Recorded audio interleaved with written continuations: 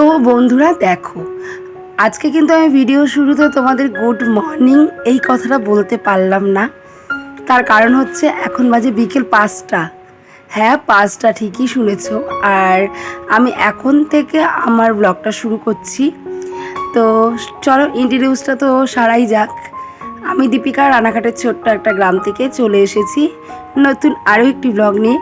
তো আমার নতুন আরও একটি ব্লগে তোমাদের অনেক স্বাগত জানিয়ে চলো আজকের ব্লগটি শুরু করা যাক।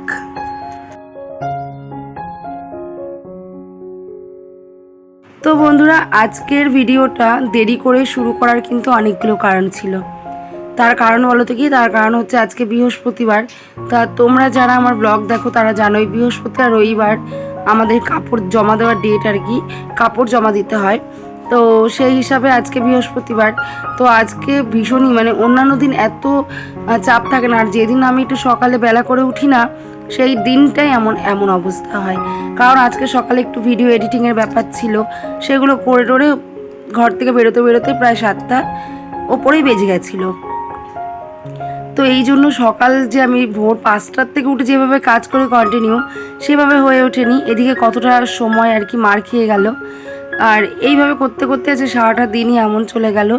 তাই না, আজকে কী করেছি, ঘরের কাজকর্ম সব ফেলে মালটা আগে রেডি করে নিয়েছি। আর মালটা রেডি করে নিলে তারপরে ঘরের কাজটা আমি আস্তে আস্তেও সারতে পারবো, কেউ কিন্তু আমাকে কিছু বলার থাকবে না। কিন্তু আমি যদি মালটা টাইম মতো রেডি না করি না, তাহলে কিন্তু অনেক কথা শোনার কাজ করে থাকবো এবং অনেক কথা আমাকে কিন্তু শোনাতেও পারবে। তো এই জন্য আগে মালটা রেডি করে নিলাম, আর তারপরে এখন ঘরের কাজগুলো করছি টুকটুক করে। কারণ আমার কাজ হয়ে গেছে, বাইরের কাজ হয়ে গেছে, কাপড়টাও কাটা হয়ে গেছে। তো সেগুলো আর তোমাদের সাথে আজকে শেয়ার করা হলো না।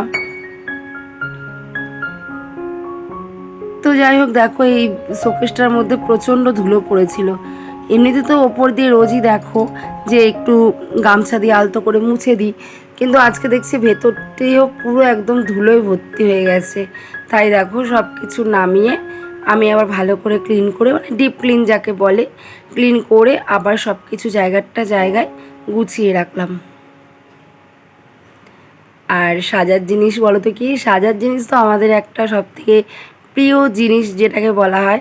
তো এই জিনিসটাকে তো ঠিকমতো গুছিয়ে রাখতেই হবে, কারণ যখনই যেখানে ঘুরতে যাব বা বেড়াতে যাব, যদি সময় মতো মানে জিনিসপত্রগুলো হাতের কাছে না পাই না, খুব কিন্তু মানে মনে মনে রাগ হয় আর ভাল লাগে না। মানে তখন মনে হয় ওইটা পরলেই মনে হয় আমাকে বেশি ভালো লাগতো, ওই কানেরটা পরলেই মনে বেশি ভালো লাগতো, এইটা পরে মানাচ্ছে না, এমন একটা ব্যাপার হয়ে যায়।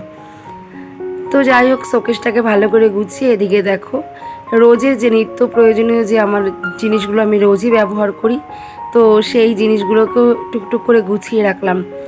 আর বলো তো কি, আমাদের মধ্যবিত্ত যারা আমরা গৃহবধূ আছি না, আমাদের মতো তারা কিন্তু আগে সংসারটাকে প্রায়োরিটি দিই, সংসারের সমস্ত কাজকর্ম করে তারপরে কিন্তু নিজের দিকটা সামলাই। তো সেই ক্ষেত্রে আমার ব্যাপারটাও তেমনই হয়েছে। আর আমরা স্বামী স্ত্রী দুজন উভয়ে কাজ করি, তোমরা তো জানোই উভয়ে আমরা কাজ করি। আর এখন যা সত্যি কথা বলতে সংসারের যা খরচ আর বাজার দর যা আগুনের মতো হু করে বেড়ে উঠেছে, দুজনে কাজ না করলে কিন্তু কোনো রকমভাবেই চলা যাবে না। তাই কিন্তু আমাদের এই মধ্যবিত্ত ফ্যামিলিতে ভীষণই হিসাব করে চলতে হয়, হিসাব করে খরচ করতে হয়। আর রাস্তায় বেরিয়ে এক একটা পা কিন্তু খুবই হিসাব করে আমাদের ফেলতে হয়। তো আমাদের দুজনকেই পরিশ্রম করতে হবে, তারপরে কিন্তু আমরা দুটো ছেলে মেয়ে মানুষ করতে পারবো। কারণ এখন পড়াশোনা চারিদিকে যা খরচ, দুজনে কাজ না করলে কিন্তু কিছুতেই কিছু হয়ে উঠবে না। আর সব কিছুই যখন গোছাচ্ছি, তাহলে ভাবলাম কেননা বইয়ের র্যাকটাও গুছিয়ে নিই, কারণ বইয়ের র্যাকটা এটা তো ভীষণ পরিমাণে ধুলো পড়েছিল। তো র্যাকটাকে ভালো করে একটু মুছে নিলাম, মুছে বাবুর বইগুলো আর অন্বেষার বইগুলো সব আলাদা আলাদা করে রেখে দিলাম। এমনিতেও অন্বেষার তাকটা আলাদা, ওই গুছিয়ে রাখে। আর একদম ওপরের যে তাকটা, মানে এই যে তাকটা আমি এখন গুছাচ্ছি, এটা হচ্ছে বাবুর তাক। তো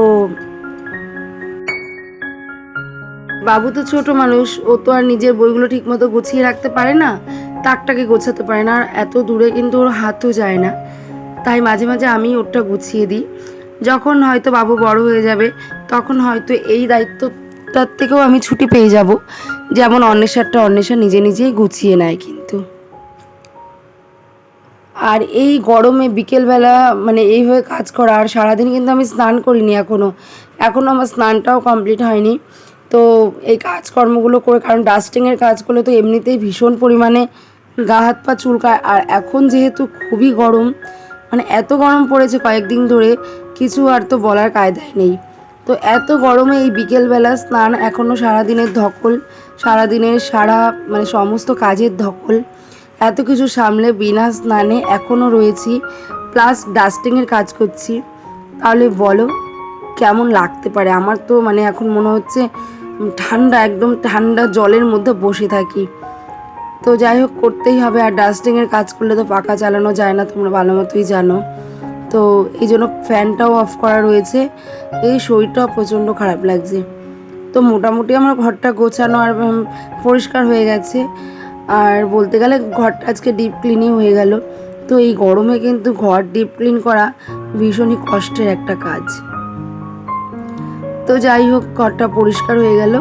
এখন ভালো করে ঝাড় দিয়ে নেব।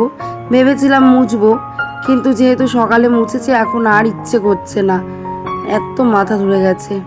তো ভালো করে পরিষ্কার করে একদম খুঁটিয়ে খুঁটিয়ে সুন্দর করে ঝাড় দিয়ে ব্যাস রেখে দেবো, কালকে আবার মুছবো।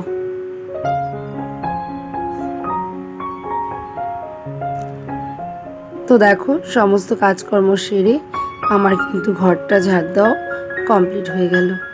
আর আমি স্নান করিনি ঠিকই, আর টাইম মতো কিন্তু ভাতটা খেয়ে নিয়েছিলাম, কারণ তোমরা জানো আমি একবার ভাত খাই। তো সেইটাও যদি টাইম মতো না খাই তাহলে শরীর তো একদম পড়ে যাবে। এই জন্যই চেষ্টা করি টাইম মতো ভাতটা খাওয়ার। তো চলো বন্ধুরা, দেখো আমার কিন্তু ঘরটার ঝাড় দিয়ে সুন্দর করে পরিষ্কারও করা হয়ে গেল।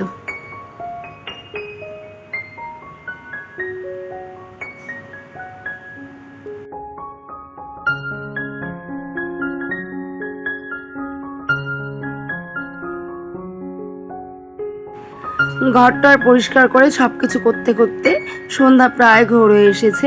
তো স্নানটা করে ভাবলাম তাহলে একবারে সন্ধ্যার পুজোটাই দিয়ে নিই, দিয়ে তারপরে একবারে রেস্ট করি। কারণ এখন যদি আমি বসে পড়ি না রেস্ট করতে, তাহলে এই সন্ধ্যা পূজাটা দিতেও আমার খুব আলসামি লাগবে।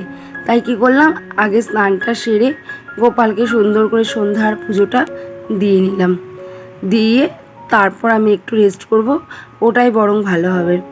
তাই আর উল্টোপাল্টা সময় নষ্ট আমি করলাম না।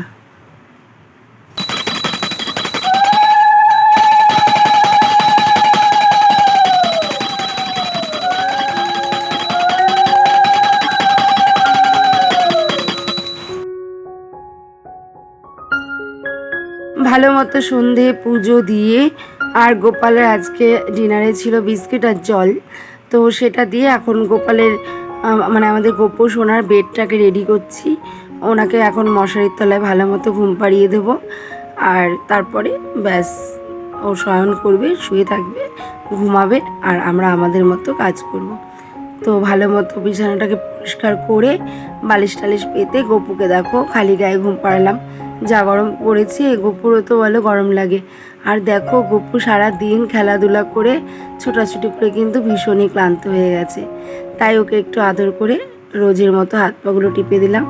আর সত্যি আমি এটা ঘুম থেকে মানে যখন ঘুম পাড়াই গপুকে এই কাজটা তখন করি। ভেবো না আজকে আমি ভিডিও করছি দেখে এই কাজটা করছি, একদমই না। আমি এই কাজটা রোজই করি। গপুকে একটু মাথায় হাত বুলিয়ে গা হাত পা টিপে তারপরে কিন্তু গপুকে আমি ঘুম পাড়াই। কারণ গপু সারা দিন কত ছোটাছুটি করে, তাই না বলো? আর পায়ের নিচে একটা কম্বল দিয়ে দিলাম, যদি গপুর ঠান্ডা লাগে হালকা করে ঠিক টেনে নেবে।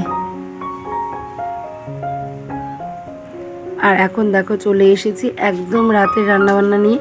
তো আজকে রাতের রান্নায় লুচি, আর লুচিটা আজকে অন্যান্য দিন ধরো তোমার দাদা ভাই বা ছেলে মেয়ের বায়নাতেই কিছু খাবার তৈরি করা হয়, কিন্তু আজকে কারোরই বায়না নয়, আজকে আমার নিজের মর্জিতে নিজের খেতে ইচ্ছা করেছে, তাই কিন্তু আমি আজকে লুচিটা বানালাম। অ্যাকচুয়ালি সংসারে সবার কথা চিন্তা করে না, আর সবার জন্য ভেবে সবার পছন্দ মতো খাবার তৈরি করে নিজের পছন্দ অপছন্দগুলো কিন্তু আমরা ভুলেই গেছি বা ভুলতেই বসেছি, আবার বলা যেতে পারে বাধ্য হয়ে ভুলে গেছি। তাই আজকে নিজেকে নিজে একটু দাম দিলাম, সেক্ষেত্রে আমি নিজের পছন্দের একটা খাবার তৈরি করে নিলাম। আমরা কমপ্লিট হয়ে গেছে লুচি আর সাদা আলুর তরকারি। চলো একটা প্লেটে বেড়ে নিই। আর এই ফুলদানি ফ্লাওয়ার ভাসটা দেখেছো কালকে এনেছিলাম, তো আজকে মেলায় যাব ভেবেছিলাম, তো আজকে আর যাওয়া হলো না, কিন্তু কালকে ঠিক যাব, গিয়ে তারপর অনেক জিনিস কিনে আনবো। তো সেগুলো তো অবশ্যই তোমাদের সাথে শেয়ার করবো না, এটা তো হয় না, সবটাই তোমরা দেখতে পাবে, সবটাই শেয়ার করবো। তো দেখো রেডি হয়ে গেছে আমার লুচি আর ছোলাটা, মানে সরি আলুর তরকারি, সাদা আলু। তো এটাই আমাদের ডিনার, আর কিছুই না। আর এদিকে দেখো কালকে বাবুর প্রজেক্ট, তাই সরার উপরে হ্যান্ড প্রিন্টিং এইটা করেছে স্বস্তিকা। তো স্বস্তিকা এতক্ষণ আমাদের বাড়িতেই ছিল, আর স্বস্তিকা এটা করেছে, কি সুন্দর হয়েছে বলো।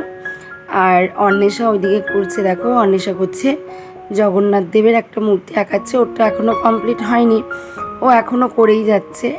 তো যাই হোক, কেমন লাগলো প্রিন্টিং দুটো অবশ্যই কমেন্ট করে জানিও। এখন টাটা, গুড নাইট, সবাই ভালো থেকো।